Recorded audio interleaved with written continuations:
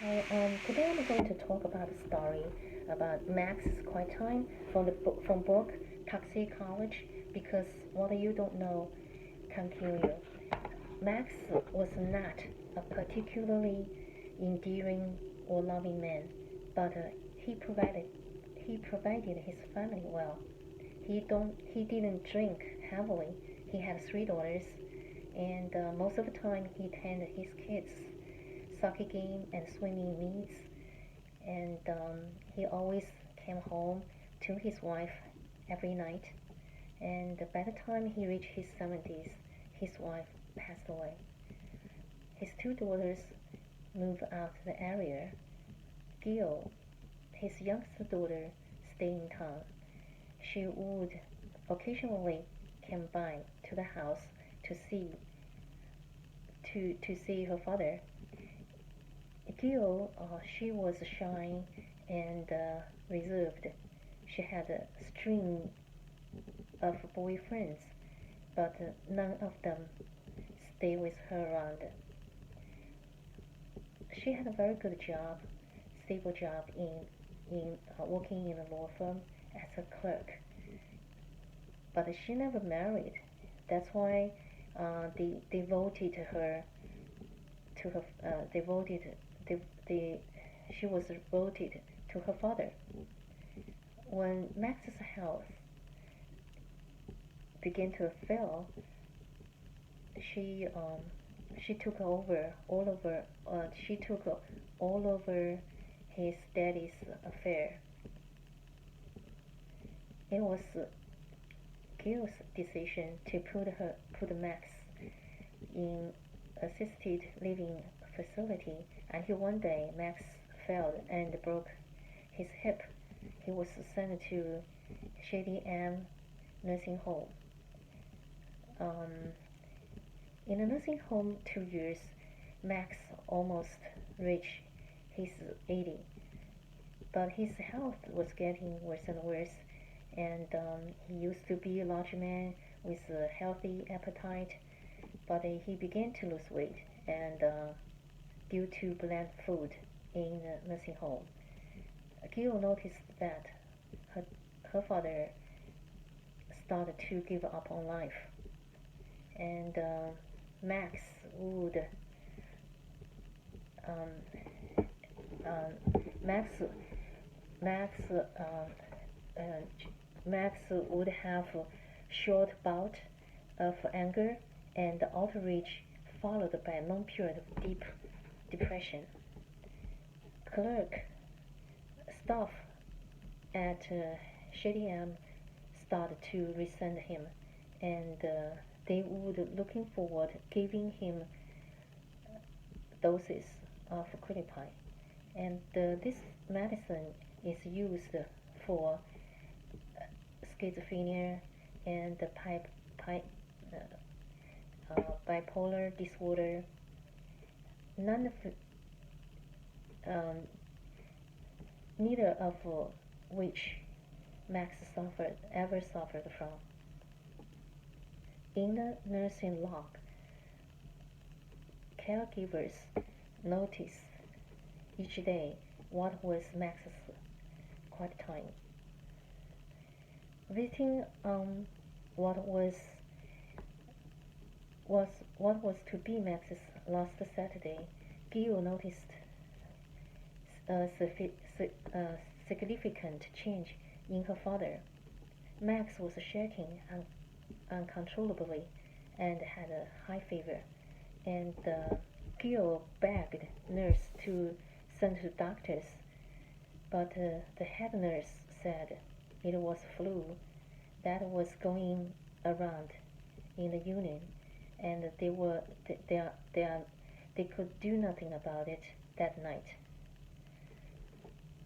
But by Monday morning, Max was dead, and the doctor at Shady M signed out as the dead as the due to the old age, and denied for Gil's uh, request for autopsy. Then Gil arranged Max's body to be sent out for a private autopsy. Maxologist ordered toxicology tests and found out that Max's post-mortem blood, and they found out that the report received that the higher than normal level of quinolpine in his blood, even though the pathologist was unable to conclude if this was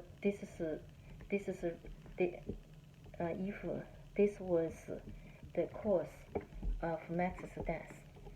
Gill took several months to study quinolpine and quinolpine, its side and effects,